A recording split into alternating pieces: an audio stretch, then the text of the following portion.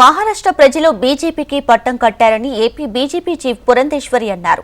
విభజించు, పాలించు, కులగణన చేసి పాలించు అనే కాంగ్రెస్ నినాదానికి ప్రజలు స్వస్తి పలికారన్నారు. మహారాష్ట్రతో పాటు దేశాభివృద్ధి బీజేపీ మోడీతోనే సాధ్యమన్నారు.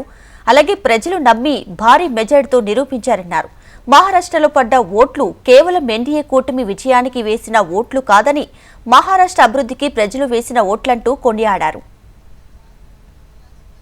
ఎందుకంటే అక్కడ కూడా బాగా చేస్తామని అనుకున్నప్పటికీ కూడా ఒకంత ఎందుకు ఈ రకమైనటువంటి రిజల్ట్ వచ్చింది అనేటువంటి విషయాన్ని ఒకసారి ఖచ్చితంగా పార్టీ సమీక్షించుకుంటుంది.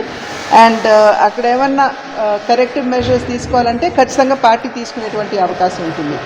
కానీ మహారాష్ట్రలో ప్రతి ఒక్కరూ కూడా ఖచ్చితంగా భారతీయ జనతా పార్టీ నాయకత్వంలో ఉన్న ఎన్డీఏ కూటమి ఘోరాతి ఘోరంగా ఓడిపోతుంది అని చెప్పినా ఇవాళ అక్కడ ఉన్నటువంటి ప్రజలు అనూహ్యంగా భారతీయ జనతా పార్టీ కూటమిని అంటే ఎన్డీఏ కూటమిని వారు ఆశీర్వదించడం జరిగింది.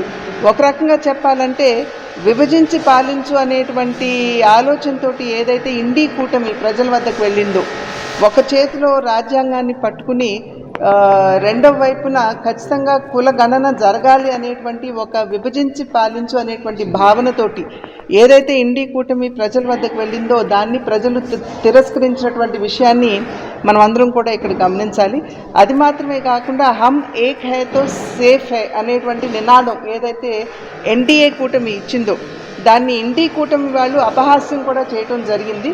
కానీ ఇవాళ ప్రజలు ఖచ్చితంగా నరేంద్ర మోడీ గారి నాయకత్వంలో దేశం ముందుకు వెళ్ళినట్లయితే దేశం అభివృద్ధి పదంలో నడవడం మాత్రమే కాకుండా సురక్షితంగా కూడా ఉంటుంది అనేటువంటి భావనతోటి అక్కడ ఉన్నటువంటి ప్రజలు మరి ఎన్డీఏ కూటమికి ఓటు వేసి ఆశీర్వదించారు.